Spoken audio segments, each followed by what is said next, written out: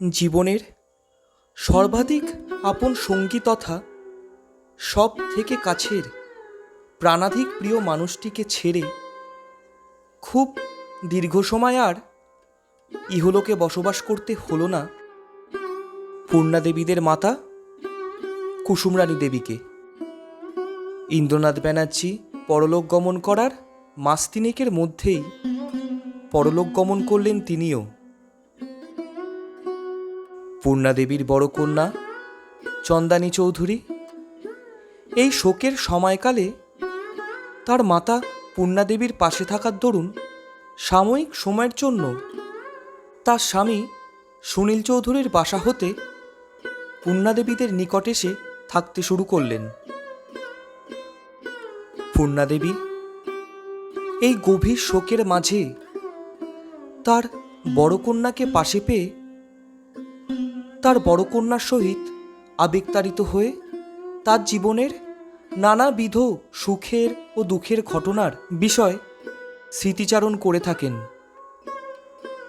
কন্যা প্রাপ্তবয়স্ক হলে ও তার মধ্যে যথাযথ বোধশক্তি সঞ্চার হলে তখন যে তিনি কন্যা হওয়ার সাথেই মায়ের অতি নিকট বান্ধবীও হয়ে ওঠেন, যে বান্ধবীকে 100% বিশ্বাস করা যায় এবং যার সাথে সাংসারিক দৈনন্দিন ও দাম্পত্য জীবনের সুখের বিরহের সকল ঘটনা এবং জীবন সংগ্রামের সকল স্মৃতি নির্দ্বিধায় ভাগ করে নেওয়া যায়। পূর্ণা সরকার ও চন্দানী চৌধুরীর সম্পর্কেও এর কোনরূপ ব্যতিক্রম পরিলক্ষিত হয় না। মা ও কন্যা উভয়ই একে অপরের সাথে ওনাদের জীবনের অতীতের কিংবা বর্তমানের অধিকাংশ ঘটনাই স্বতঃস্ফূর্তভাবে আলোচনা করতে কোনো প্রকার দ্বিধাবোধ করেন না। আর পরিবারের এই শোকাচ্ছন্ন পরিস্থিতিতে পিতাকে আকস্মিকভাবে হারানোর ফলস্বরূপ বিষাদগ্রস্ত হয়ে পড়া পূর্ণাদেবী এই কঠিন সময়ে সর্বক্ষণ তার বড় কন্যাকে পাশে পেয়ে গভীর শোকের মাঝেও যেন কোথাও একটা কিছুটা হলেও মানসিক স্বস্তি অনুভব করছেন। আসলে বিবাহের পশ্চাতে পূর্ণাদেবীর ও বিদ্যুৎবাবুর জীবন সংগ্রামের কঠিন পথের যিনি তৃতীয় সঙ্গী তিনি হলেন পূর্ণাদেবীর বড় কন্যা চন্দানী দেবী। অর্থনৈতিক অবস্থার উত্থান হোক কিংবা পতন বা অপর কোনো সংগ্রাম অথবা কোনো অপ্রত্যাশিত মর্মান্তিক ঘটনা সব কিছুরই যে সেই কোন ছোট্ট বয়স থেকেই সর্বক্ষণের সাক্ষী পূর্ণাদেবীদের বড় সন্তান চন্দানী দেবী এবং তার সাথেই বেশ খানিকটা ভুক্তভোগীও। তাই খুব স্বাভাবিকভাবেই অপর সন্তানদের তুলনায় পূর্ণাদেবী ও বিদ্যুৎ সরকার উভয়ই ওনাদের বড় সন্তানের সহিত অনেক বেশি সাবলীল। চন্দানী দেবীদের দাদামশাই তথা পূর্ণাদেবীদের পিতা ইন্দ্রনাথ ব্যানার্জি পরলোক গমন করার বছরখানেক পর পূর্ণাদেবীর মানসিক স্থিতি ধীরে ধীরে সাবলীল হতে শুরু করলে চন্দানী দেবী তার মায়ের বাসা হতে তার স্বামী সুনীল চৌধুরীর কাছে ফিরে এলেন। তবে ওনার সন্তান সত্যম চৌধুরীকে নিয়ে আসতে চাইলেও পূর্ণাদেবী, বীণাদেবী, বিদ্যুৎ সরকার এবং অতীন্দ্র সরকার কেউই সত্যম চৌধুরীকে কাছছাড়া করতে না চাওয়ায় পূর্ণাদেবীর বড় নাতি তথা চন্দানী দেবীর পুত্র সত্যম চৌধুরী তার মাতামহীর নিকট তার মাতামহীর বাসাতেই থেকে গেলেন।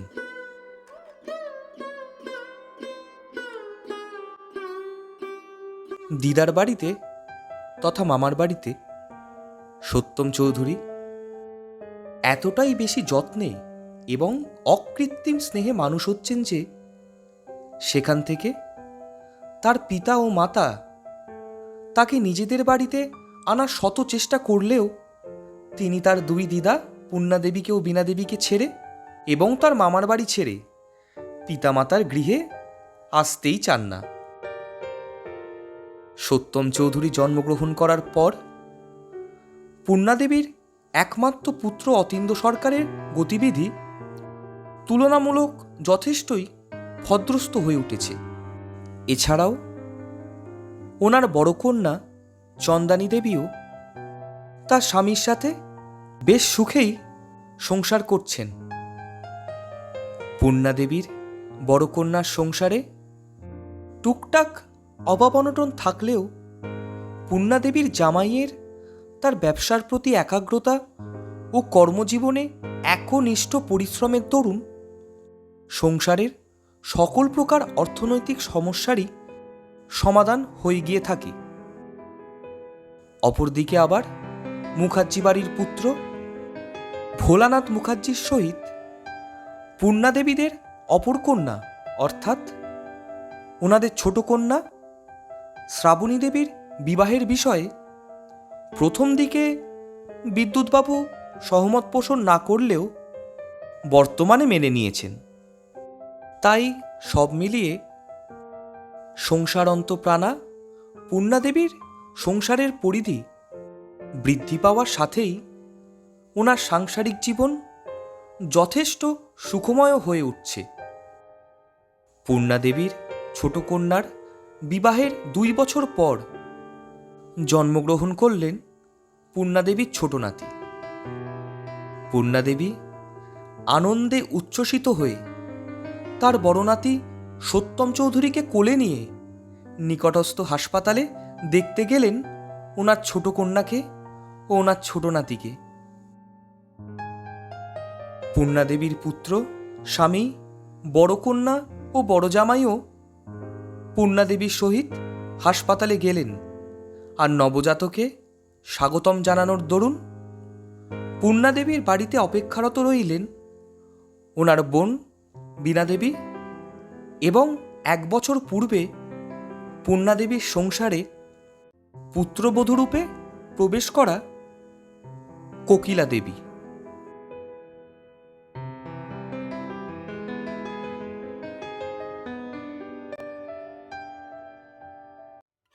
হাসপাতালে পৌঁছে প্রথমবারের জন্য সদ্যজাত ছোট নাতির মুখ দর্শন করে আনন্দে আত্মহারা হয়ে উঠে পূর্ণাদেবী বললেন, ও মা, এ তো দেখছি আমার ছোট বাবুটা পুরো একটা ফুটফুটে সাহেব হয়েছে, হলে বাবালে। এই বলে পূর্ণাদেবী কোলে তুলে নিলেন তার ছোট নাতিকে। পূর্ণাদেবীর বড় নাতি সত্যম চৌধুরী জন্মগ্রহণ করার 5 বছর পর পূর্ণাদেবীর বড় নাতি সত্যম চৌধুরী তথা গল্লুর কোলে চেপেই পূর্ণাদেবীর গৃহে আগমন ঘটল ওনার ছোট কন্যার পুত্র তথা ওনার ছোট নাতির। শ্রাবণী দেবীর শ্বশুরমশাই নবজাতকের নাম রাখলেন সন্ময় মুখার্জি।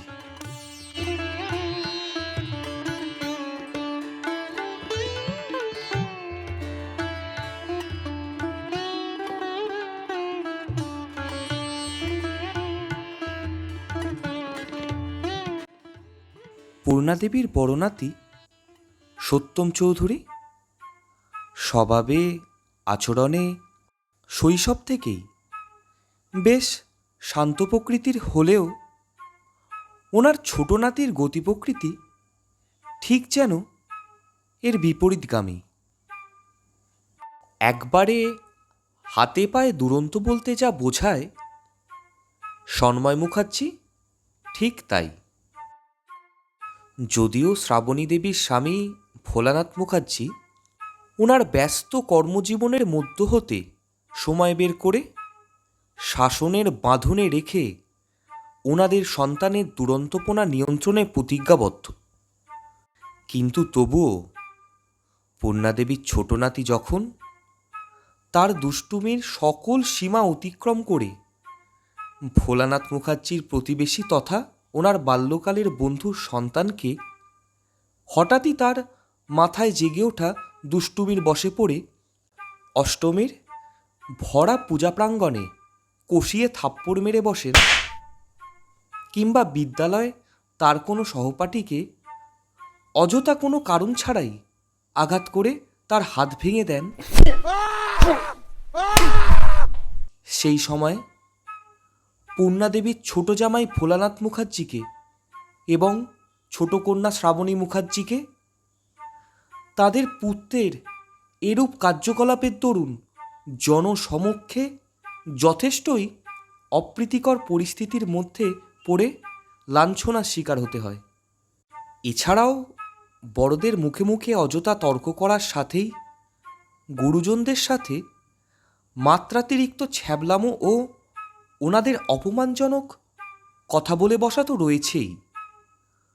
সন্ময় মুখার্জির এই ধরনের আচরণকে বাড়ির গুরুজনরা ও পাড়া প্রতিবেশীরা কেবলই শৈশবের স্বাভাবিক দুষ্টুমির চোখে দেখলেও পুত্রের অতিরিক্ত দুষ্টু আচরণের জন্য ঘরে বাইরে প্রতিটা পদে অপমানের ও লাঞ্ছনার শিকার হতে অভ্যস্ত হয়ে ওঠা শ্রাবণী মুখার্জি এ আর সহ্য করে উঠতে পারছেন না।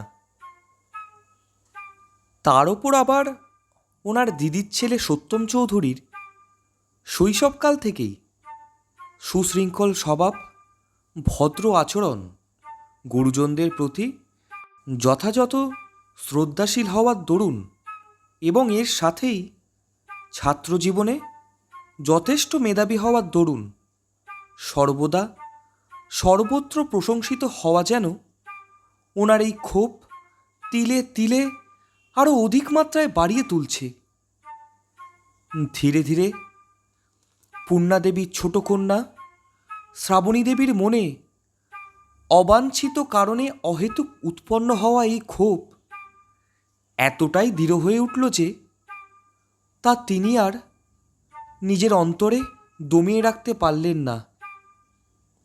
শ্রাবণী দেবী তার মাতৃতুল্য দিদির সংসারের এক ভয়ানক ক্ষতি সাধন করার সিদ্ধান্ত নিয়ে ফেললেন। এমনকি ক্ষোভ থেকে সৃষ্টি হওয়া ঈর্ষার বশে পড়ে শ্রাবণী মুখার্জির নেওয়া এই পৈশাচিক ও ক্ষতিকারক পদক্ষেপ থেকে নিস্তার পেলেন না নিজ মুখে বড় সন্তান বলে সম্বোধন করা ওনার ভগিনেও, এবং পরিশ্রম ও একাগ্রতার দ্বারা ব্যবসায়িক সাফল্যের চূড়ায় পৌঁছে যাওয়া ওনার জ্যেষ্ঠ ভ্রাতাতুল্য জামাইবাবু সুনীল চৌধুরীও।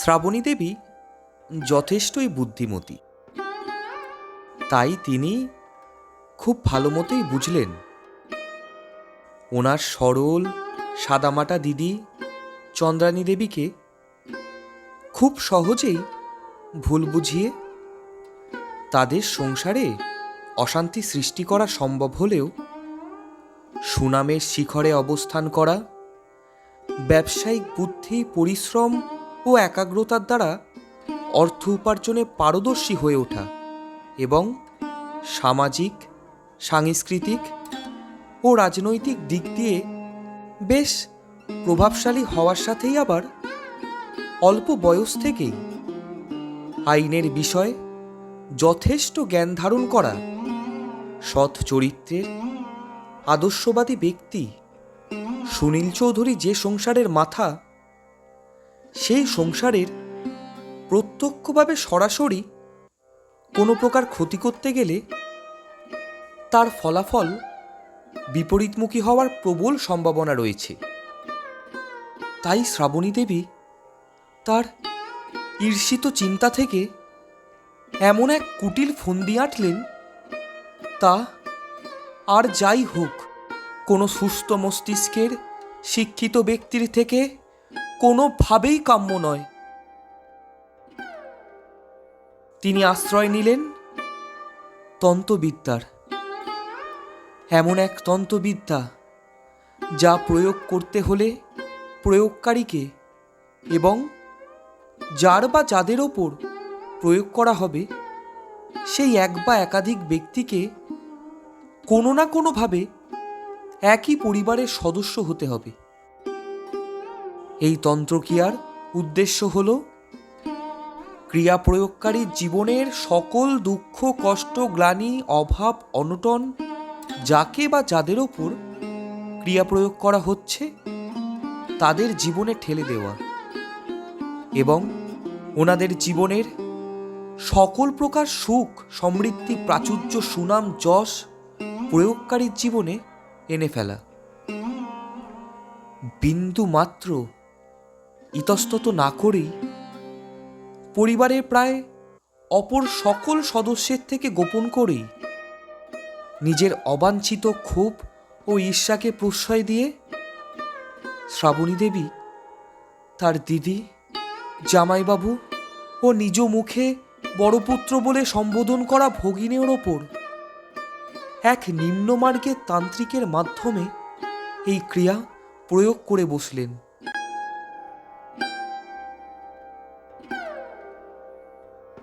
পূর্ণা দেবীর মতন একজন বিচক্ষণ বুদ্ধিমতী মহিলাও ওনার ছোট কন্যার এরূপ ভয়ানক কার্যসিদ্ধির বিষয়ে ভ্রূণাক্ষরেও টের পেলেন না। আর তাছাড়া ভদ্র সমাজে এরূপ নিন্দনীয় কার্যকলাপ যে সচরাচর খুব একটা ঘটেও না, তাই এই বিষয়ে খুব সহজে আন্দাজ না করতে পারাটাই যে খুব স্বাভাবিক। তাই শ্রাবণী দেবী সকলের চোখের আড়ালে খুবই নিন্দনীয় প্রক্রিয়ায় তার দিদির সংসারের নিঃসারে ক্ষতি সাধন করে বেশ নিশ্চিন্তে ওনার স্বাভাবিক জীবন অতিবাহিত করে চলেছেন।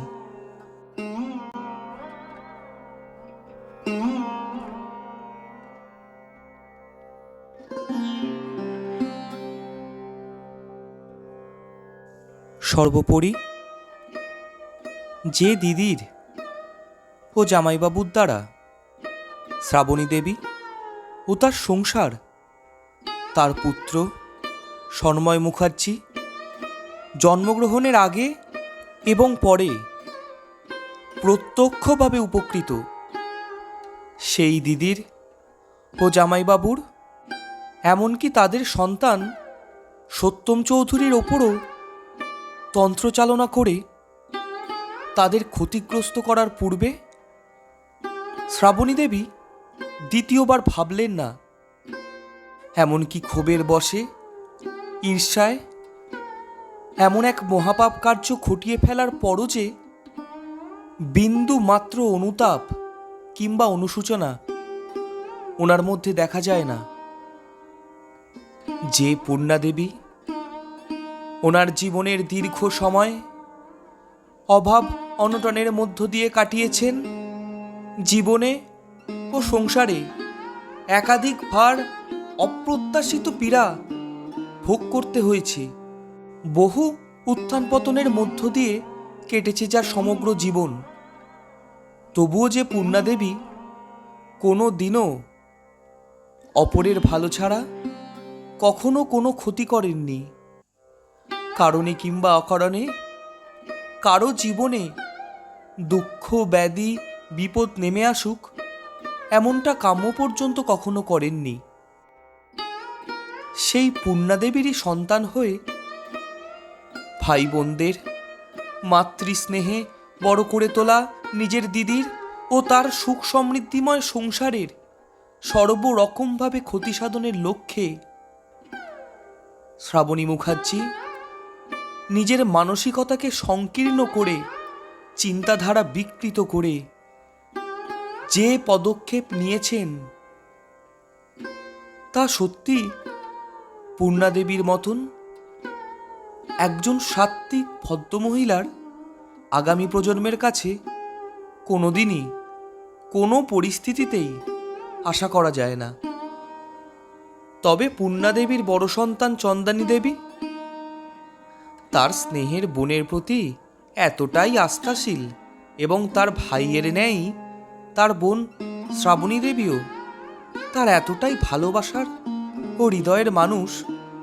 এবং তাছাড়া চরিত্রগতভাবে চন্দানী চৌধুরী এতটাই অধিক মাত্রায় সরল ও সাদামাটা যে এই কুকর্ম বাস্তবায়িত করার পশ্চাতে যদি চন্দানী দেবীর বোন শ্রাবণী দেবী নিজেও এসে তার এই কুকাণ্ড তার দিদির নিকট স্বীকার করতেন, তবুও যে চন্দানী দেবীর এটা বিশ্বাস করতেই বেশ অসুবিধা হতো যে ওনার স্নেহের বোনের রুচি এতটা নিম্নমানের, এবং তিনি তার দিদির কোনো প্রকার ক্ষতি সাধন করেছেন কিংবা ক্ষতি সাধনের কথা কল্পনাও করতে পারেন। আসলে বেশিরভাগ সাধারণ মানুষেরই অপর কোনো ব্যক্তির চরিত্র, ব্যক্তিত্ব, মানসিকতা ও চিন্তাধারা পর্যবেক্ষণ করে সেই ব্যক্তিটির সম্বন্ধে নিজের মনে ধারণা স্থাপন করার বিষয়টির দিকে একটু গভীরভাবে দৃষ্টি নিক্ষেপ করলে বোঝা যাবে যে চন্দানী দেবীর এই সরলতা কিংবা তার নিজের বোনের প্রতি অগাধ আস্থা ও ভরসা থাকাটা কিন্তু একদমই অন্যায় নয়। কারণ অধিকাংশ সাধারণ পরিবারের মানুষদের মতোই চন্দানী চৌধুরীও অপর যে কোনো মানুষকেই প্রাথমিকভাবে তিনি নিজে যেমন সরল সাদামাটা স্বচ্ছ মানসিকতার ও উন্নত চিন্তাধারার ঠিক তেমনই মনে করে থাকেন। আর এই ক্ষেত্রে যে তার নিজের বোন, তার পিতামাতার কনিষ্ঠতম সন্তান, যাকে কিনা জন্মগ্রহণের পর থেকেই তার মা পূর্ণা সরকারের সাথেই তার দিদি চন্দানী দেবীও মাতৃ স্নেহে কোলে পিঠে করে আগলে রেখে বড় করে তুলেছেন, সুতরাং সেই কন্যাসম ভগিনী যে অবাঞ্ছিত ক্ষোভের বশে ও ঈর্ষায় চন্দানী দেবীর এবং তার স্বামীর ও সন্তানের কোনরূপ ক্ষতি করেছেন বা করতে পারেন, এমন কিছু অন্তত চন্দানী দেবীর মতো শিক্ষিত উন্নত মানসিকতার সুস্থ ও স্বাভাবিক চিন্তাধারার সাধারণ পরিবারের ছাপোষা সংসারী ভদ্র মহিলার কল্পনারও অতীত। তবে প্রতিটা মানুষেরই জীবনের একটা বয়স পেরোনোর পর কিংবা জীবনের একটা সময় পার করে আসার পর পরিবারের অন্দরেই হোক বা পরিবার বহির্ভূত জগতে সর্বত্রই আবেগের পরিবর্তে পরিস্থিতি অনুযায়ী বুদ্ধি ও বিবেক দিয়ে যে কোনো মানুষকে চেনা, বোঝা বা যে কোনো বিষয়ে সঠিক সিদ্ধান্ত গ্রহণ করা উচিত। হ্যাঁ, সেই দিক দিয়ে দেখতে গেলে মাতা পিতার পরিবারের প্রায় সকল সদস্যদের প্রতি মাত্রাতিরিক্ত আবেগে বশীভূত হওয়ার দরুন পরিস্থিতি অনুযায়ী সঠিকভাবে মানুষ চিনতে এবং তার বোনের নিন্দনীয় কুটিল অভিসন্ধি বুঝে উঠতে চন্দানী চৌধুরী সম্পূর্ণরূপে ব্যর্থ। পূর্ণা সরকারের ছোট কন্যা শ্রাবণী মুখার্জি তার মনের অন্দরে সর্বদাই নিজের সন্তান সন্ময় মুখার্জির সহিত নিজ মুখে বড় ছেলে বলে সম্বোধন করা তার নিজের দিদির ছেলে সত্যম চৌধুরীর প্রতিটা বিষয়ে প্রতিটা ক্ষেত্রে তুলনা করতে গিয়ে এবং দিদির ও জামাইবাবুর সংসারের অপরিসীম সুখ সমৃদ্ধি, প্রতিষ্ঠা, সুনাম ও প্রাচুর্য দেখে ঈর্ষার বশে পড়ে কখন যে নিজের বিবেক, মানবিকতা, এমনকি সুস্থ চিন্তাধারাও বিসর্জন দিয়ে বসেছেন তা পূর্ণা সরকার ও চন্দানী চৌধুরী সহ গোটা পরিবারের অপর কেউই কখনো ভ্রূণাক্ষরেও টের পাননি।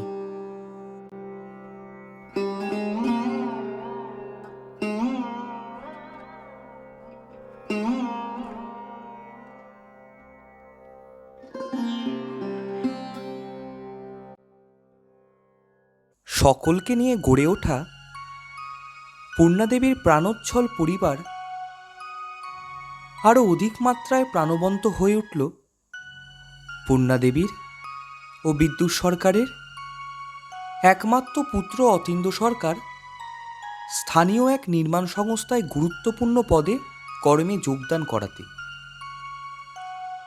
পরিবারের প্রায় সকল সদস্যরা মিলে শতাধিক চেষ্টা চালিয়েও অতীন্দ্র সরকারের সুরাপান করার বদঅভ্যাসটি সম্পূর্ণরূপে ছাড়াতে না পারলেও তিনি এখন একটা স্থায়ী কাজে যোগদান করায় পূর্বের নিরিখে এখন পূর্ণা সরকার, বিদ্যুৎ সরকার এবং চন্দানী চৌধুরী অতীন্দ্র সরকারকে নিয়ে বেশ অনেকটাই নিশ্চিন্ত। অপরদিকে আবার দীর্ঘদিন ধরে কর্মে নিয়োজিত থেকে নিজের দক্ষতা প্রমাণ করার সুবাদে পূর্ণাদেবীর ছোট কন্যা শ্রাবণী মুখার্জির স্বামী ভোলানাথ মুখার্জির কর্মজীবনে বেশ পদোন্নতিও ঘটেছে, যার ফলে তাদের সংসারের সকল ধরনের অভাব অনটনেরও ধীরে ধীরে নিঃশেষ হচ্ছে। পূর্ণাদেবীর ছোট নাতি সন্ময় মুখার্জিও শৈশবকাল থেকে তার বাল্যকালে পদার্পণ করার সহিতই ধীরে ধীরে সুশীল ও শান্ত প্রকৃতির হয়ে উঠছেন। পূর্ণাদেবীদের পুত্র অতীন্দ্রবাবুর সহিত কোকিলাদেবীর বিবাহের বেশ কিছু বছর কেটে গেলেও ওনাদের কোনো সন্তান হয়নি, কিন্তু এই বিষয়ে অতীন্দ্রবাবু সহ পূর্ণাদেবীদের কারুরই খুব একটা অভিযোগ কিংবা অবসাদ কোনোটাই নেই, কারণ পরিবারে ইতিমধ্যেই দুটি সন্তান রয়েছে। তাছাড়াও কোকিলাদেবী যে জটিল এক ব্যাধির কারণে শারীরিকভাবে মা হতে সক্ষম নন, এই বিষয়ে অতীন্দ্র সরকার ওনার এবং কোকিলাদেবীর বিবাহের বেশ কিছু বছর আগে থেকেই জানতেন এবং কোকিলাদেবীর সেই জটিল ব্যাধির সময়কালে পূর্ণা সরকার কোকিলাদেবীকে সুস্থ করে তোলার দরুন সর্বতোভাবে কোকিলাদেবীর পাশে দাঁড়িয়েছিলেন। তাই পূর্ণা সরকারও কোকিলাদেবীর সহিত ওনার একমাত্র পুত্রের বিবাহের পূর্বেই ব্যাধির কারণে কোকিলাদেবীর এই শারীরিক অক্ষমতা সম্বন্ধে বেশ ভালোভাবেই অবগত ছিলেন। পূর্ণাদেবীর বড় জামাই সুনীল চৌধুরীও তার ব্যবসায় ব্যাপক মাত্রায় উন্নতি সাধন করেছেন। সুনীলবাবুর অর্থনৈতিক অবস্থার আরও উন্নতি হওয়ার সাথেই পূর্বের তুলনায়ও অনেক অধিক মাত্রায়, এক কথায় বলতে গেলে আকাশ ছোঁয়া সুনাম হয়েছে তার, এবং সমাজে পূর্বের থেকেও অনেক বেশি খ্যাতি ও যশ অর্জন করেছেন তিনি।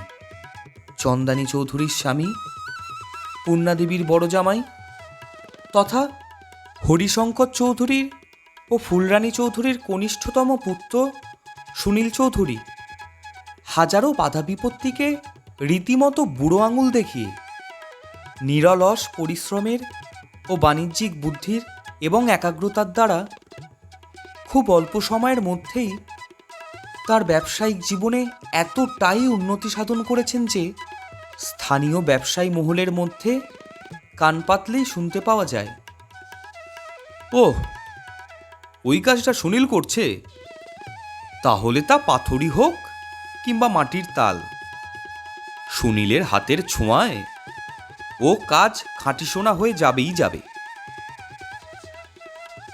আবার অপরদিকে ব্যবসায়িক উন্নতির সাথেই সুনীলবাবু তার সুশৃঙ্খল ব্যবহার ও সততার দ্বারা এতটাই সুনাম অর্জন করেছেন যে কলসিগড়ের মানুষদের মুখে সচরাচরই শোনা যায় একটা বাক্য, গুডউইলের অপর নাম হচ্ছে সুনীল চৌধুরী।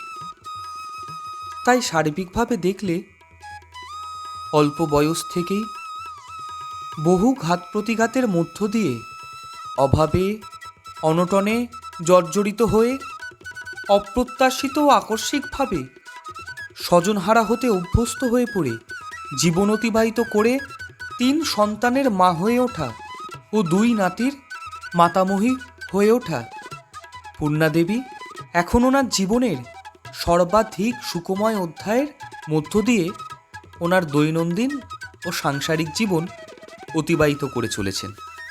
একজন সাধারণ মানুষের জীবনে সুখ পেতে যা যা সমৃদ্ধির প্রয়োজন হয় তার কোনো কিছুরই খামতি নেই ওনার সুবিস্তৃত এই পরিবারটিতে।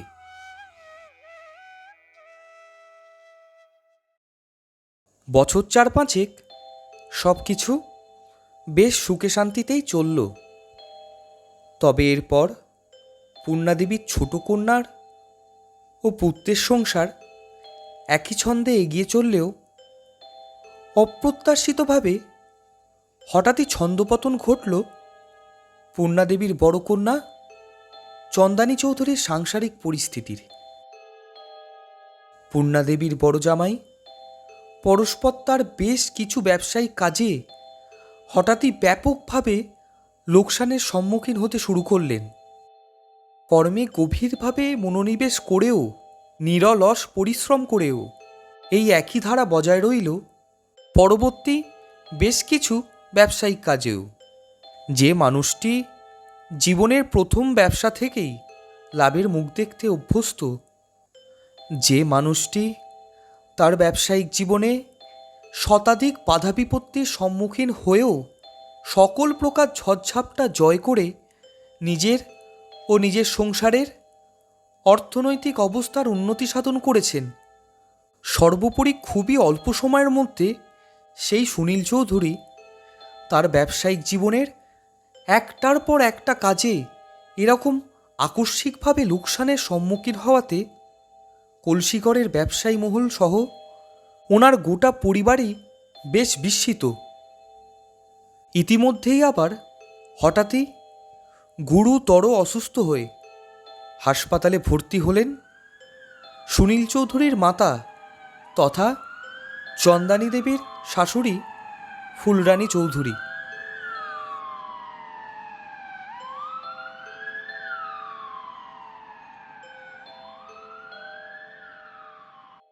স্থানীয় এক হাসপাতালে চিকিৎসাধীন বড় কন্যার শাশুড়ি ফুলরানী চৌধুরীকে নিয়মিতই দেখতে যাচ্ছেন পূর্ণাদেবী সহ পূর্ণাদেবীর পরিবারের বাকি সদস্যরা। সেই মতোই পূর্ণাদেবীর ছোট কন্যা শ্রাবণী মুখার্জিও প্রায়ই হাসপাতালে দেখতে যাচ্ছেন তার দিদির শাশুড়িকে। মাসখানেক স্থানীয় হাসপাতালে চিকিৎসাধীন থাকার পরেও ফুলরানী দেবীর শারীরিক স্থিতির উন্নতি সাধনের পরিবর্তে ক্রমাগত অবনতি ঘটে চলেছে। এমন পরিস্থিতিতে খুবই ভালো করে পর্যবেক্ষণ করার পর ওনাকে চিকিৎসা করা একাধিক চিকিৎসকদের মধ্যে প্রায় প্রত্যেকেই ওনার পরিবারের সদস্যদের জানিয়ে দিলেন যে এই অবস্থা থেকে ওনার পুনরায় সুস্থ হয়ে ওঠা প্রায় অসম্ভব। মাস 2 ধরে চলা চিকিৎসকদের ঐকান্তিক প্রচেষ্টা এবং ফুলরানী চৌধুরীর মৃত্যুর সাথে কঠিন লড়াইয়ের অবশেষে অবসান ঘটল শ্রাবণ মাসের এক বৃষ্টিমুখর সন্ধ্যায়। পরলোক গমন করলেন সুনীল চৌধুরীর মাতা ফুলরানী চৌধুরী।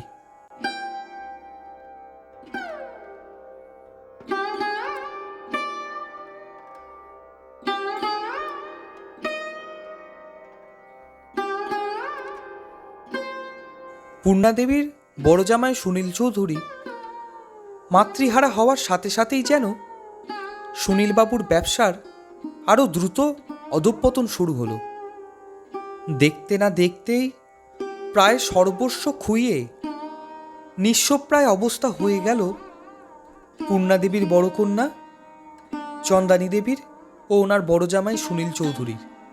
খুবই করুণ পরিস্থিতি হল পূর্ণাদেবীর বড় নাতি সত্যম চৌধুরীরও।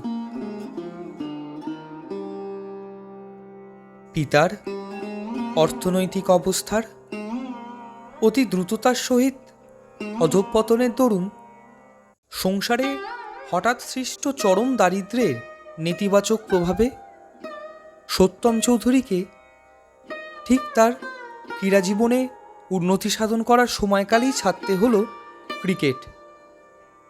পিতা মাতার সংসারে অর্থনৈতিক অবস্থায় বিপর্যয়ের ন্যায় হঠাৎ আসা এই নেতিবাচক পরিবর্তন সহ্য করে ওঠার মতন যথেষ্ট পরিণত তিনি এখনও নন। কিন্তু আবার এই বিপর্যয় সম্পূর্ণরূপে এড়িয়ে যাওয়ার মতো অল্প বয়সও যে তার নয়। বাল্যকাল থেকে কৈশোরের দিকে পা বাড়ানো এক বুদ্ধিমান মেধাবী বালকের কাছে তাই এই পরিস্থিতি সর্বাধিক ভয়ানক হয়ে উঠেছে। একজন সন্তানের যে বয়সটায় তার পিতামাতাকে সর্বরকমভাবে সর্বাধিক প্রয়োজন পড়ে, সেই বয়সে যে সত্যম চৌধুরীর মৌলিক প্রয়োজনীয়তাগুলি পর্যন্ত চন্দানী দেবী ও সুনীলবাবু ইচ্ছা থাকা সত্ত্বেও কোনোভাবেই পূরণ করতে পারছেন না।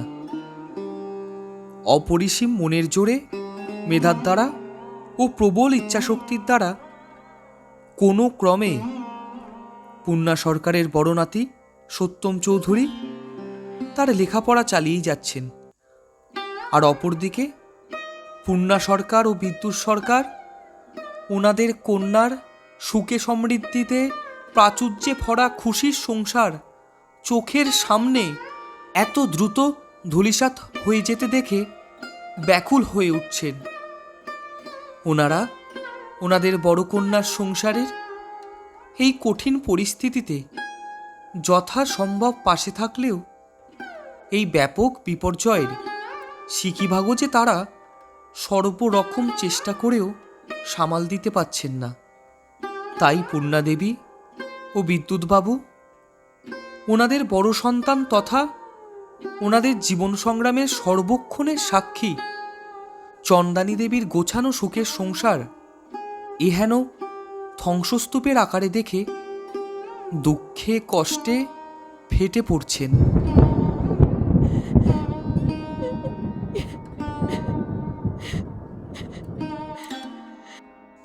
এক বিকেলে চা পান করতে করতে বিদ্যুৎবাবু ব্যাকুল হয়ে দুশ্চিন্তামগ্ন অবস্থায় তার স্ত্রীকে প্রশ্ন করে বসলেন, হ্যাঁ গো পূর্ণা, আমাদের বড় মেয়েটা তো কখনো কোনো পাপ করেনি গো। সেই ছোট্ট বয়স থেকে তোমার আর আমার সাথে আমাদের অসময় কেমন সংসারটাকে সামলেছে। এই পূর্ণা, তোমার মনে আছে আমি যখন কর্মহারা ছিলাম, সংসার টানতে হিমশিম খাচ্ছিলাম? অপু তো তখন কত ছোট জানো তো পূর্ণা। তাও ও কিন্তু ঠিকই সব বুঝতে পারত। সেই কঠিন সময় আমি যখন যা হোক কিছু একটা করে আমাদের জন্য দুবেলার অন্ন সংগ্রহ করতে বেরোতাম, তখন ও যে কিছুতেই আমার কাজ ছাড়া হতে চাইতো না। ও যেন আমার সেই কঠিন সংগ্রামের দিনগুলিতে আমার সাথে সর্বক্ষণ থেকে আমার জীবন সংগ্রামের সঙ্গী হয়ে আমাকে সাহায্য করতে চাইতো। অতটুকুনি মেয়ের কি বোধশক্তি ছিল বলতো। আর আমাদের বড় জামাই, ওর যখন অর্থনৈতিক অবস্থা সাবলীল ছিল, তখন ও ঘরের বাইরের চেনা অচেনা কত মানুষদের তাদের অভাব অনটনে বিপদাপদে ঝাঁপিয়ে পড়ে সাহায্য করেছে। অর্থনৈতিকভাবে পিছিয়ে পড়া কত বাচ্চার পড়াশোনা করার সম্পূর্ণ খরচ একা হাতে নির্দ্বিধায় টেনেছে। আমাদের বড় জামাইও তো ওর সমগ্র জীবনটা জুড়ে একটা পাপও করেনি, কেবলই পুণ্য করে গিয়েছে। আর ওদের দুজনের সন্তান আমাদের বড়বাবু, সে যে সাক্ষাৎ নারায়ণের রূপ। ওর মধ্যে কি অপার মায়া রয়েছে, আর সেই মায়ার টানে যেই পড়েছে তার নির্ঘাত উপলব্ধি হয়েছে যে ওই অপার মায়া কোনো মানবাত্মার মধ্যে থাকতেই পারে না। ওরকম নিষ্পাপ দয়ালু মনের অধিকারী আর যেই হোক না কেন, এই ঘোর কলিযুগে জন্মগ্রহণকারী কোনো মানব হতেই পারে না। তুমি তো নিজেও দেখেছ পূর্ণা, বড়বাবু যতদিন এই ভিটেতে ছিল, এই বাড়িটায় কেমন একটা যেন আলাদা ধরনের পরিপূর্ণতায় ভরা অনুভূতির উপলব্ধি হতো। জানলা দিয়ে প্রবেশ করা সূর্যকিরণের রশ্মির বিকিরণ যেন দ্বিগুণ হয়ে উঠত। সর্বদা সকলের মঙ্গল কামনা করে, সকলের উপকার করেও কেন ওদের অমন করুণ পরিণতি হলো গো পূর্ণা? কেন ওদের অমন করুণ পরিণতি হলো? এই বলে হাউ হাউ করে ঠিক যেন শিশুর ন্যায় কেঁদে ফেললেন বিদ্যুৎ সরকার। জল এলো পূর্ণাদেবীর চোখেও, তাও কোনো ক্রমে নিজেকে সামলে নিয়ে পূর্ণাদেবী বললেন, সবই মনে আছে গো, সেই দিনগুলি পিছনে ফেলে এসেছি, বহু বছর কেটে গিয়েছে, তাও আজও যে সব স্মৃতিগুলোই ভীষণ স্পষ্টভাবে চোখের সামনে ভাসে। আমার ভাই টুটুনটার সাথে যখন অমন ভয়ানক কাণ্ড ঘটেছিল, তখন আমাদের অপুটার যে মাত্র 3 কি 4 বছর বয়স, তাও কি তীব্র অনুভূতি ছিল অপুর। ও ঠিকই বুঝতে পেরেছিল যে ওর মামাসোনা আর নেই। কত বোঝানোর চেষ্টা করতাম ওকে যে তোর মামাসোনা বেড়াতে গিয়েছে রে, কত আনন্দ করছে, আর তুই দেখ কেমন বোকার মতন বসে বসে কাঁদছিস, আর কাঁদতে কাঁদতে গোটা বাড়িটায় ঘুরে বেরিয়ে মামাসোনাকে খুঁজছিস। জানো তো, আমার ওকে হাজার বোঝানো, শতাধিক ভোলানোর চেষ্টা সবই বৃথা ছিল। ওকে আমি, বিনা, ওর দাদামশাই সবাই মিলেও কিছুতেই বোঝাতে বা ভোলাতে পারতাম না। ও যেন ঠিকই বুঝতে পেরেছিল ওর মামাসোনা আর কোনোদিনও ওর কাছে ফিরে আসবে না। আমার তো সকাল্লাত কোনো কালেই খুব একটা নেই, জানোই তো তুমি। সেরকম দামি শাড়ি কেনার ঢলও কোনোদিন আমার ছিল না। কিন্তু জানো তো, কি জানি কি ভাবতো অপু, ও যখন পূজার সময় কিংবা পয়লা বৈশাখে কেনাকাটা করতে যেত, ওনা কখনোই ওর বান্ধবীদের মতো চুড়িদার কিংবা সালোয়ার কিনতো না। আমি নিজেও ওকে কতবার শুধিয়েছি চুড়িদার কেনার জন্য, কিন্তু ও কিছুতেই কিনতে চাইতো না। শাড়ি কিনতো ঠিকই, কিন্তু তাও যে মধ্যবয়স্ক মহিলাদের পরিধানের জন্য উপযোগী হলে তবেই। আর শাড়িগুলো সব আমাকে দিয়ে ভাঙাতো। প্রথম দিকে না, আমি এই ব্যাপারটা ঠিকমতো বুঝতে পারতাম না। তবে পরে যখন দেখলাম ওর কেনা অধিকাংশ শাড়ি ও নিজে না রেখে আমাকে দিয়ে দিচ্ছে, জানো তো, তখন আমি বুঝলাম আমি যেহেতু নিজের জন্য সেরকম কোনো কেনাকাটা করতাম না, তাই আমার বড় মেয়েটা নিজের জন্য নিচ্ছে বলে সব শাড়িগুলোই আসলে আমার জন্য কিনতো, যাতে ওর মা পূজা পার্বণে কটা নতুন বস্ত্র পরিধান করতে পারে। চোখ দিয়ে অঝরে অশ্রু ঝরতে শুরু করলো পূর্ণাদেবীরও।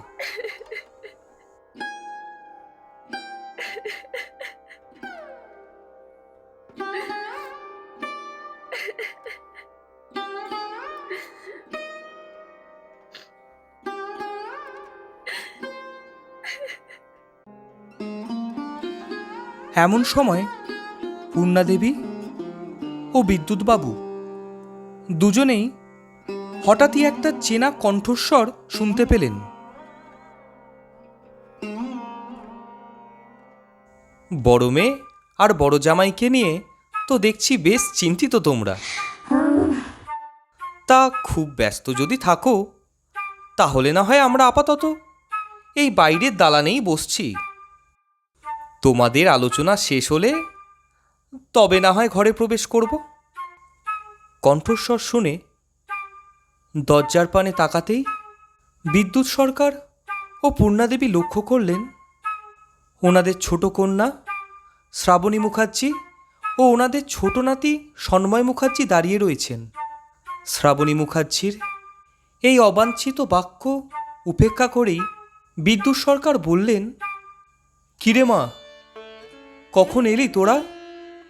আয়, ভিতরে আয়। পূর্ণাদেবীও কি একটা যেন বলতেই যাবেন, ঠিক সেই সময় ওনার ছোট নাতি ওনাকে বললেন, দিদা, একটু চানাচুর দাও তো দেখি। প্রায় 15 দিন হয়ে গেল বিদ্যালয়ে পরীক্ষা চলার দরুন তোমার কাছে তো আসতেই পারিনি। পরীক্ষার মাঝে কয়েকটা দিন ছুটি ছিল ঠিকই, সে সময় মাকে বলেও ছিলাম এখানে নিয়ে আসার জন্য, কিন্তু মাকে তো জানোই, কিছুতেই নিয়ে এলো না। কতদিন হয়ে গেল ওই ঝাল চানাচুরটা খাইনি। দিদা, তাড়াতাড়ি দাও তো দেখি চানাচুরটা।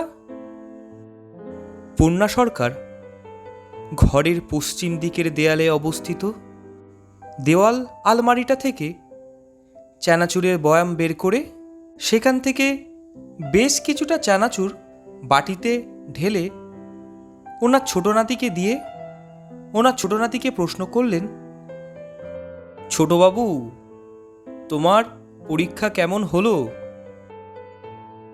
সন্ময় মুখার্জি, অঙ্কটা একটু ঝুলেছে ঠিকই, তবে বাকিগুলো বেশ ভালোই হয়েছে। বিদ্যুৎ সরকার, তা এবার আমরা কত শতাংশ আশা করতে পারি? সন্ময় মুখার্জি, এই ধরো না, ঠিকঠাক খাতা দেখলে মোটামুটি 90% বেশি বই কি কম নয়। পূর্ণাদেবী, বাহ ছোটবাবু, খুব ভালো। বিদ্যুৎ সরকার, এই তুমি থামো তো দেখি পূর্ণা, এবার আর ফলাফল প্রকাশের আগে থেকেই তোমার ছোট নাতিকে অত বাহবা দিতে যেও না। আগের বারও যে তোমার ছোট নাতি পরীক্ষা দিয়ে এসে ঠিক এমনই 90% নম্বর পাওয়ার গল্প শুনিয়েছিল, ভুলে গেলে? তারপর ফলাফল প্রকাশ পেতে দেখা গেল তোমার বিদ্বান ছোট নাতি সর্বসাফল্যে 50% গণ্ডিও অতিক্রম করতে পারেনি। এবারে আগে পরীক্ষার ফলাফল প্রকাশ হোক, তারপর না হয় তুমি তোমার ছোট নাতিকে মাথায় তুলে নাচ করো। চা প্রস্তুত হয়ে যাওয়াতে ঘরে প্রবেশ করে বীণাদেবী সবাইকে চা দিয়ে নিজেও চায়ের পেয়ালাটি নিয়ে প্রায় প্রত্যেক দিনের ন্যায় আজও সরকার বাড়িতে চলা বিকেলের ঘরোয়া আড্ডায় যোগদান করলেন। পূর্ণাদেবী, আহ, অমন করে বলছো কেন বলো দেখি? আগের বছর হয়তো কোনো কারণবশত অন্যান্য বারের নিরিখে তুলনামূলক একটু খারাপ ফল হয়ে গিয়েছিল, তা বলে এবারও যে অমনটা হবে তার কি মানে আছে শুনি?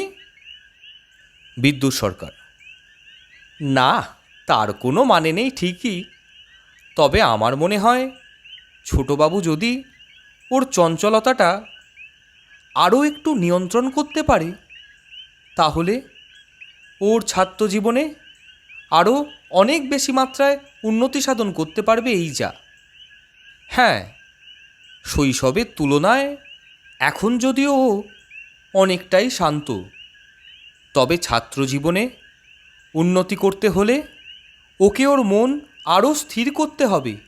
এই আমাদের বড়বাবুকে দেখো না, কেমন ধীর স্থির, ওই অনেকটা ওই রকম। পুনরায় আরও একবার দরজার প্রান্ত হতে আবারও কিছু শব্দ ভেসে এলো। তুমি ওই বড়বাবু বড়বাবু করেই গেলে, বুড়ো বয়সে আর খেয়ে দিয়ে কাজ পাচ্ছ না কি না, তাই এই বাচ্চাটার পিছনে সকাল বিকেল অনবরত আদা জল খেয়ে লেগে পড়ো। দরজার দিকে মুখ ফিরিয়েই শ্রাবণী দেবীর পুত্র তথা পূর্ণাদেবীদের ছোট নাতি সন্ময় মুখার্জি বলে উঠলেন, আরে মাসিমণি, এসো, জানো আজ আমার পরীক্ষা শেষ হলো। তোমার হাতে ওটা কি গো? আমার জন্য কি এনেছো দেখি। ঘরে প্রবেশ করলেন পূর্ণাদেবীর বড় কন্যা চন্দানী চৌধুরী। পূর্ণাদেবী: আয় অপু, বস। বিদ্যুৎ সরকার: কিরে অপু, আজ এত দেরি করলি যে আসতে? আর তুই একা কেন? আমার বড়বাবু কই? তুই যে কাল বলে গেলি ও আজ দুপুরে লালভূম থেকে ফিরবে কলসিগড়ে, তা ও ফেরেনি আজ? চন্দ্রানী চৌধুরী: তোমার বড় নাতি দুপুরে ফিরে এখন বিশ্রাম নিচ্ছে, তাই আজ আসেনি। সেমিস্টার পরীক্ষা গতকাল অবধি চলেছে। পরবর্তী সেমিস্টারের ক্লাস শুরু হওয়ার আগে পর্যন্ত 1 মাস মতো ওদের কলেজ ছুটি থাকবে, তাই ও মাসখানেক এখন কলসিগড়েই থাকবে। তোমার চিন্তা নেই, ও এর মধ্যে ঠিক আসবে এখানে। বিদ্যুৎ সরকার: গতবারের ছুটিতে যখন বড়বাবু এখানে এসেছিল তখন লক্ষ্য করলাম ও এইটুকু বয়সেই স্পোকেন ইংলিশে বেশ পারদর্শী হয়ে উঠেছে। দেখে বেশ ভালো লাগলো। ভবিষ্যতে এটা ওর অনেক কাজে লাগবে। আমিও স্পোকেনটা বেশ অল্প বয়সেই ভালো রকম রপ্ত করেছিলাম ঠিকই, কিন্তু এর জন্য আমাকে টানা 2 বছর সদর শহরের ইংলিশ কাউন্সিলে কঠোর অধ্যবসায় করতে হয়েছিল। তারপর আমি স্পোকেন ইংলিশে পারদর্শিতা লাভ করতে সক্ষম হয়েছিলাম। আর সেই কারণে আমার বড়বাবুকে দেখে আরও অধিক মাত্রায় আশ্চর্যবোধ হয়ে থাকে। সারা জীবন বাংলা মাধ্যম বিদ্যালয়ে লেখাপড়া করে কোনোদিনও আলাদাভাবে কোথাও স্পোকেন ইংলিশের ক্লাস না করেও ও অমন গড়গড়িয়ে স্পষ্ট একেবারে ফরেনারদের মতন ইংলিশে কথা বলে কি করে? আর এদিকে তো আমার ছোটো বাবুটা ছোট থেকেই ইংরেজি মাধ্যম বিদ্যালয়ে পড়েও টানা 5 বছর আলাদাভাবে স্পোকেন ইংলিশের ক্লাস করেও মাইরি ইংরেজিতে একটা বাক্য না জড়িয়ে না আটকে গিয়ে স্পষ্টভাবে বলতে পারে না কো। সত্যি বড়ই বিচিত্র লাগে। চন্দানী দেবী: এই বাবা, তুমি থামবে এবার? একটু চুপ করে বসো তো দেখি। সন্ময়: বাবা আয় তো, এদিকে আয়। দেখ বাবা, কি এনেছি আজ তোর জন্য। সন্ময় মুখার্জি: হ্যাঁ মাসিমণি, আসছি। চন্দানী দেবী তার ভগিনেও সন্ময় মুখার্জিকে নিয়ে বাইরের দালানে গিয়ে বসলেন এবং তার আদরের ভগিনেওর জন্য নিয়ে আসা ভগিনেওর পছন্দের খাদ্য সামগ্রী থেকে শুরু করে রকমারি বস্ত্র তার স্নেহের ভগিনেওকে দিতে শুরু করলেন। মাসিমণি এবং ভগিনেওর মধ্যে কথাবার্তা চলছে এমন সময় ভিতরের ঘর থেকে বাইরের দালানে এসে উপস্থিত হলেন শ্রাবণী দেবী।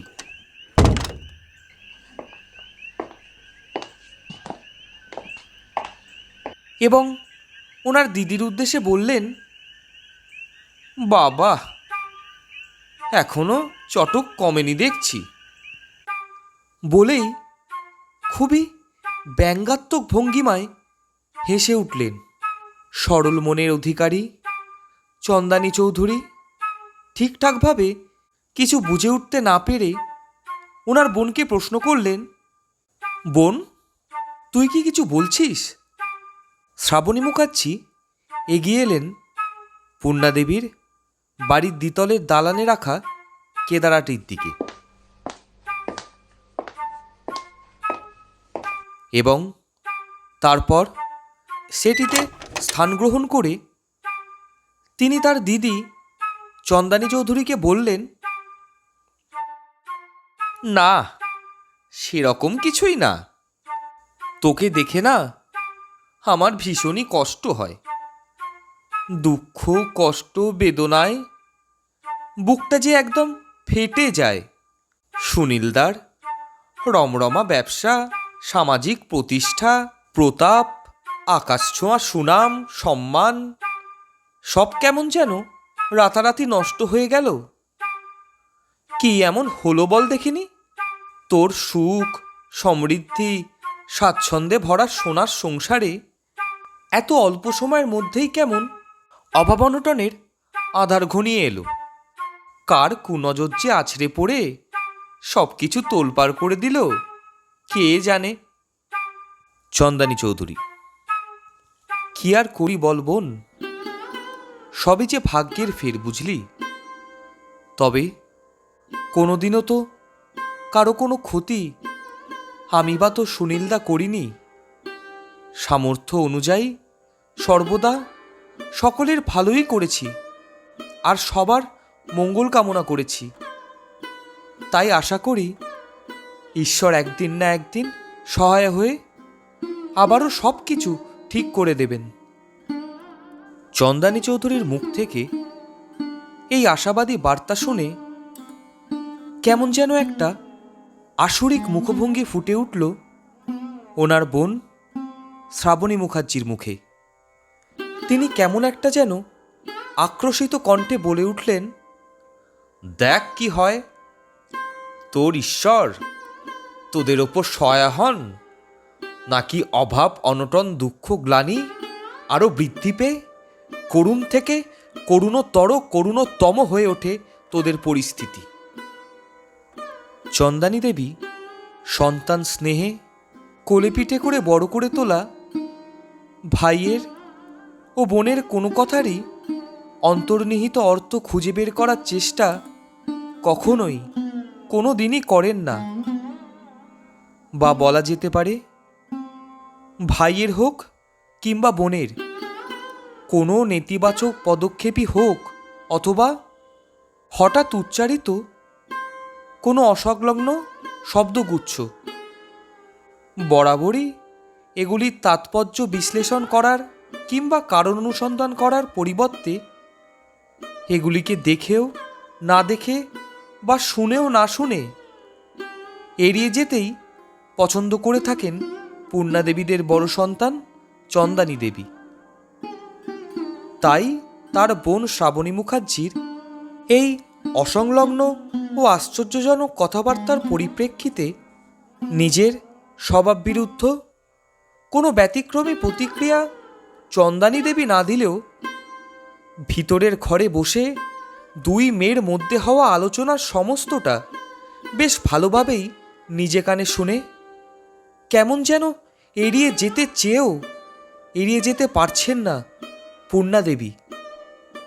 বড় মেয়ের সংসারের অর্থনৈতিক অবস্থার হঠাৎ অপ্রত্যাশিত এবং আকস্মিক অধঃপতনে চিন্তিত, অত্যন্ত দুঃখিত ও সর্বোপরি সকলের মতোই ভীষণই আশ্চর্য পূর্ণাদেবী এবার আর যেন কোনো রূপেই নিজের মনকে শান্ত করে রাখতে পারছেন না।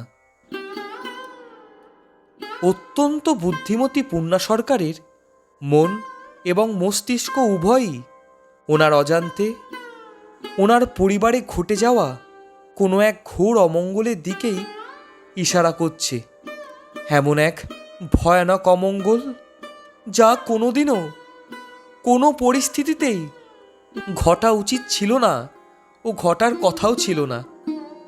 যতই যাই হোক, মায়ের মন তো, মায়ের মন যেমন তার সকল সন্তানের জন্য প্রায় সমানভাবেই ব্যাকুল হয়ে থাকে, ঠিক তেমনই যে নিজ গর্ভে ধারণ করা সন্তানদের গতিবিধি মানসিকতা শনাক্ত করতেও যে খুব একটা ভুল ত্রুটি কোনো মায়েরই হয় না, এই ক্ষেত্রেও ঠিক তেমনই পূর্ণাদেবীরও ওনার কুটিল বুদ্ধির অধিকারী চটুল ছোট মেয়ের কর্মকাণ্ডের বিষয়ে আঁচ করতে খুব একটা সমস্যা হচ্ছে না। কিন্তু ওনার ঠিক কী করা উচিত উনি যে কিছুই বুঝে উঠতে পারছেন না, কারণ শ্রাবণী দেবীর আচার আচরণ দেখে ও কথাবার্তা শুনে উনি ঘোর অঘটন ঘটে যাওয়ার ব্যাপারে বেশ নিশ্চিত হতে পারলেও ওনার কাছে যে অকাট্য কোনো প্রমাণ বা উপযুক্ত কোনো যুক্তি এখনো পর্যন্ত নেই। যেটির ওপর ভিত্তি করে উনি বলিষ্ঠভাবে উপযুক্ত কোনো পদক্ষেপ গ্রহণ করতে পারবেন। সুতরাং সব ঘটনা বেশ ভালোভাবে উপলব্ধি করতে পেরেও চুপটি করে ঈশ্বরের নিকট ওনার বড় কন্যা, বড় জামাই, বড় নাতির জন্য প্রার্থনা করা ব্যতীত পূর্ণা সরকারের কাছে অপর কোনো উপায় নেই। আর এই আধুনিক যুগের শিক্ষিত সমাজে, বিজ্ঞান নির্ভরশীল যুগে অকাট্য প্রমাণ ব্যতীত এই ধরনের নিম্নমার্গের তন্ত্রবিদ্যা কিংবা নিম্ন শ্রেণীর কালো জাদুর বিরুদ্ধে লড়াই করতে গেলেও যে পূর্ণাদেবী নিজেই নিজেকে ও তার বড় মেয়েকে সমাজের চোখে কুসংস্কার আচ্ছন্ন হিসেবে প্রতিষ্ঠিত করে ফেলবেন। তাছাড়া সারা জীবনই শাস্ত্র মতে উপাসনা করে সকালবেলা নিয়মিত নিত্যদিনের পূজা সম্পন্ন করে তবেই অন্ন জল গ্রহণ করা পূর্ণাদেবীর মতন একজন সাত্ত্বিক ভদ্র সংসারী মহিলা যে ওনার ছোট কন্যা শ্রাবণী দেবীর ন্যায় গোপনে নিম্নমার্গের তন্ত্রবিদ্যার আশ্রয় নেওয়ার জন্য কোনো প্রকারেই নিজের মনকে রাজিও করিয়ে উঠতে পারবেন না। অনেক অল্প বয়স থেকেই নানান ঘাত প্রতিঘাতের উত্থান পতনের মধ্য দিয়ে, এমনকি বহু মর্মান্তিক ঘটনার মধ্য দিয়েও জীবন অতিবাহিত করতে হয়েছে পূর্ণাদেবীকে। তবুও যে পূর্ণাদেবী কোনোদিনও এই ধরনের নিজ চিন্তাভাবনা নিজের মস্তিষ্কে বাসা বাঁধতে দেননি, কারণ তিনি বেশ ভালোভাবেই জানেন যে এই ধরনের বিপদগামী পদক্ষেপের দরুন সাময়িকভাবে হয়তোবা লাভবান হওয়া গেলেও পরবর্তী সময় যে এর পরিণতি ভীষণই করুণ হয়। পূর্ণাদেবী নিজের মনে জগদ্দল পাথরের মতো ভার জমিয়ে রেখে মনে নিজের ছোট কন্যা শ্রাবণী মুখার্জি সম্বন্ধে এক রাশ ঘৃণা জমিয়ে রেখে কাউকে কিচ্ছু বুঝতে না দিয়ে, এমনকি তার স্বামী তথা তার জীবন সংগ্রামের সর্বাধিক নিকট সঙ্গী বিদ্যুৎ সরকারকেও কোনো কিছু না বলে তার সন্তানদের ভ্রূণাক্ষরেও কিছু টের না পেতে দিয়ে ছোট মেয়ের গতিবিধি ও আচার আচরণ ভালোভাবে পর্যবেক্ষণ করতে শুরু করলেন এবং ব্যাকুল হয়ে রোজ সকাল সন্ধ্যা পূর্ণাদেবী ঈশ্বরের নিকট প্রার্থনা করতে শুরু করলেন।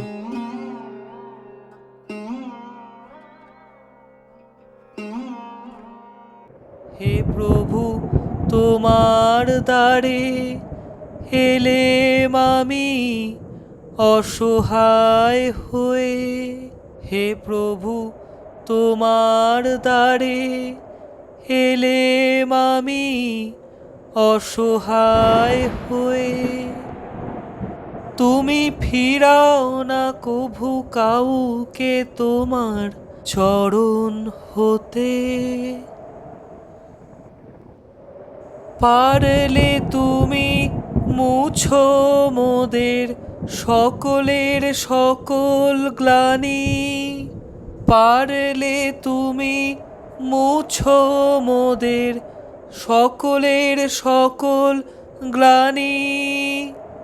হাজার মুখোশের জগতে শুধু তুমি সত্য জানি। হে প্রভু, তোমার দ্বারে এলেম আমি অসহায় হয়ে।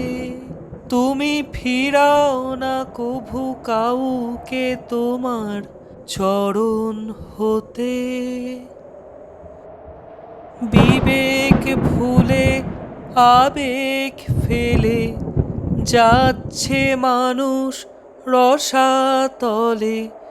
বিবেক ভুলে আবেগ ফেলে যাচ্ছে মানুষ রসাতলে। পথটি মোদের দেখাও তুমি, স্থান দাও তোমার চরণ তলে। হে প্রভু তোমার দ্বারে এলেম আমি অসহায় হয়ে, তুমি ফিরাও না কভু কাউকে তোমার চরণ হতে। লোভ হিংসা অহংকারে হচ্ছে মানুষ অন্ধ রোজি, লোভ হিংসা অহংকারে হচ্ছে মানুষ অন্ধ রোজি। দৃষ্টি জ্ঞানের করতে সঞ্চার পারবে যে আজ শুধুই তুমি। হে প্রভু তোমার দ্বারে এলেম আমি অসহায় হয়ে, হে প্রভু তোমার দ্বারে এলেম আমি অসহায় হয়ে, তুমি ফিরাও না কভু কাউকে তোমার চরণ হতে। হে প্রভু তোমার দ্বারে।